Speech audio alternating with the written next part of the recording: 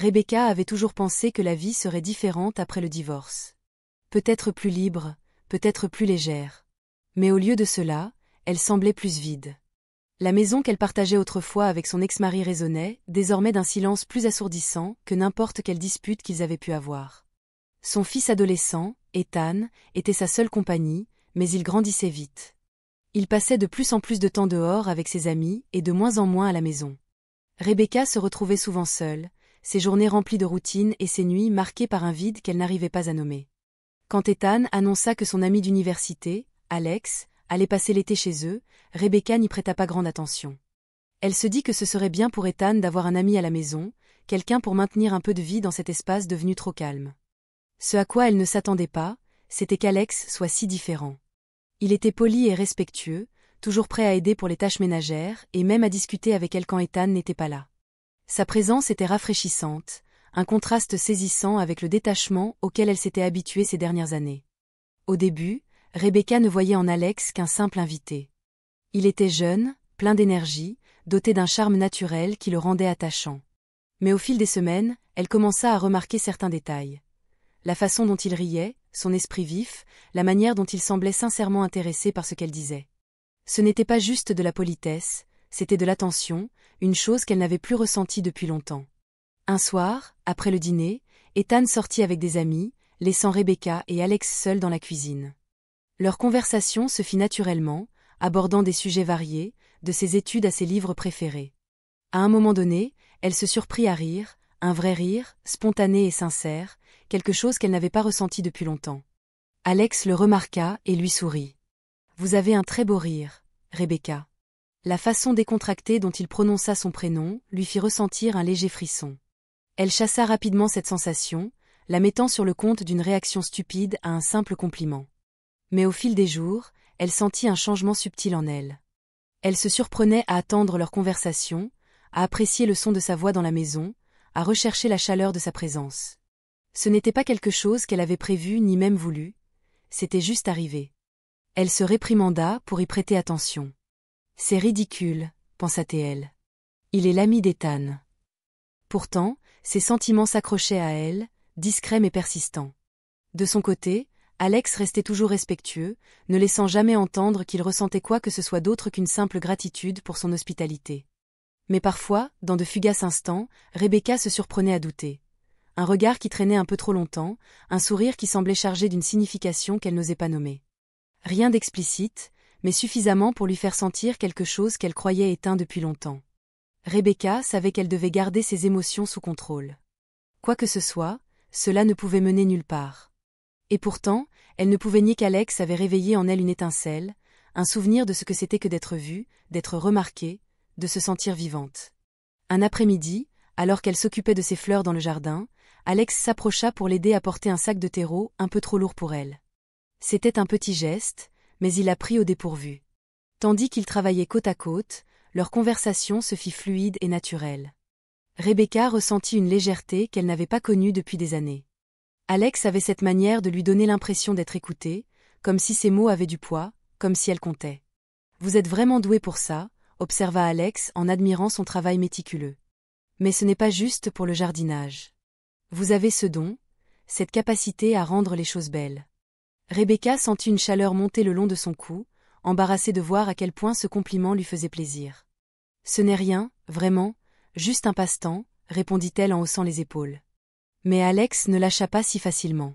« Non, seriosman. C'est rare de voir quelqu'un se soucier autant des détails.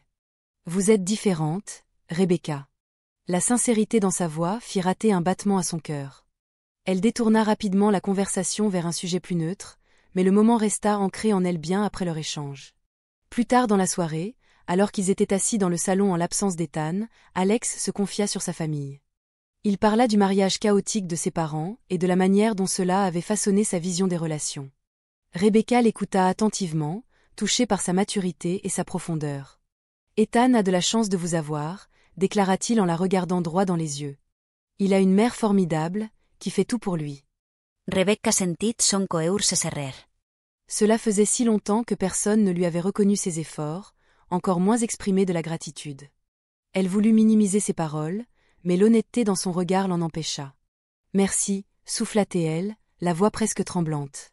Au fil de la soirée, la conversation devint plus légère, mais le lien entre eux sembla se renforcer. Rebecca ne pouvait s'empêcher de remarquer la façon dont Alex la regardait. Pas avec l'indifférence habituelle des jeunes envers les adultes, mais avec une chaleur, une curiosité sincère. Puis, alors que leurs mains se frôlèrent accidentellement. Leurs mains se frôlèrent alors qu'ils cherchaient à attraper le même verre d'eau. Rebecca sentit un frisson la traverser et retira rapidement sa main, son cœur s'emballant. « Yeah. Je pense que j'ai besoin de me reposer, dit-elle brusquement en se levant. Alex acquiesça avec un léger sourire aux lèvres. Bonne nuit, Rebecca. Allongée dans son lit, Rebecca repassa la soirée dans son esprit, se reprochant de lire dans des choses qui n'existaient probablement pas. Pourtant, elle ne pouvait nier à quel point elle se sentait vivante en présence d'Alex. Ce n'était pas seulement de l'attirance. C'était la façon dont il la faisait se sentir vue, valorisée et comprise. Elle savait que c'était un terrain dangereux. Alex était l'ami de son fils, et le moindre faux pas risquait de briser la fragile harmonie de sa vie. Mais le frisson que lui procurait son attention était enivrant, l'attirant dans une toile d'émotions dont elle n'était pas certaine de pouvoir s'échapper. À mesure que les jours d'été s'étiraient, Rebecca eut de plus en plus de mal à ignorer la tension croissante entre elle et Alex. Aucun d'eux n'en parlait, mais cela flottait dans l'air, un accord tacite que ni l'un ni l'autre n'osait reconnaître. Elle se répétait que ce n'était rien, une connexion anodine qui s'effacerait lorsqu'Alex retournerait à l'université. Pourtant, son cœur la trahissait à chaque fois qu'il entrait dans la pièce. Un soir, un orage éclata, plongeant la maison dans l'obscurité. Rebecca alluma des bougies un peu partout, et Alex proposa de l'aider. La lumière vacillante adoucissait l'atmosphère, projetant une lueur chaleureuse sur tout, y compris sur Alex. Alors qu'il s'efforçait de rendre la maison moins inquiétante, Rebecca se sentit peu à peu plus détendue en sa compagnie, ses défenses habituelles s'effritant. Finalement, ils s'installèrent dans le salon tandis que la tempête faisait rage dehors. Alex parla de son avenir, de ses rêves, de ses incertitudes. Rebecca l'écouta, une douleur douce amère lui serrant la poitrine en pensant à tout son potentiel, à la vitalité qui émanait de lui. Elle partagea quelques bribes de sa propre histoire, plus qu'elle ne l'aurait fait en temps normal, et Alex l'écouta avec la même attention qui l'avait déstabilisé dès le départ. À un moment donné, Alex s'appuya contre le canapé, ses yeux posés sur elle. « Tu es incroyable, tu sais ?» dit-il, sa voix basse mais assurée. Rebecca se figea, incertaine de la façon dont elle devait répondre. « Yeah. Je ne suis pas sûre de comprendre, murmura-t-elle. Je veux dire que tu es forte, bienveillante.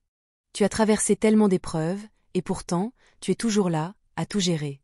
C'est rare. » Ces mots déclenchèrent en elle une vague d'émotions contradictoires, gratitude, désir, peur. Elle tenta de rire, d'alléger l'instant, mais l'expression d'Alex ne changea pas. « Alex, commença-t-elle, cherchant ses mots. « Tu n'as pas besoin de répondre, » l'interrompit-il doucement. « Je voulais juste que tu saches à quel point je t'admire. » Rebecca sentit sa détermination vaciller. Elle était tiraillée entre le frisson que lui procuraient ses paroles et la culpabilité qui en découlait. Avant qu'elle ne puisse répondre, un coup de tonnerre retentit violemment, les faisant sursauter tous les deux. Instinctivement, Alex attrapa sa main. Le contact fut bref, mais il lui fit l'effet d'une décharge électrique, la laissant tremblante. Elle retira aussitôt sa main et se leva précipitamment pour mettre de la distance entre eux. « Yeah. Je vais voir si tout va bien à l'étage, » balbutia-t-elle, la voix tremblante. Alex ne protesta pas. Il se contenta d'un hochement de tête tandis qu'elle s'éloignait. Une fois dans sa chambre, Rebecca referma la porte derrière elle et s'y adossa, le cœur battant à tout rompre. Elle savait qu'elle marchait sur un terrain glissant, et pourtant, une part d'elle ne voulait pas reculer. La connexion qu'elle ressentait avec Alex était plus intense que tout ce qu'elle avait éprouvé depuis des années. Mais elle savait aussi qu'elle ne pouvait pas se permettre d'y céder. Elle passa le reste de la nuit enfermée dans sa chambre, luttant contre les émotions qu'elle ne parvenait plus à contrôler. La frontière entre le bien et le mal ne lui avait jamais semblé aussi floue, et le poids de son conflit intérieur était presque insoutenable. Le lendemain matin, après l'orage, Rebecca évita Alex.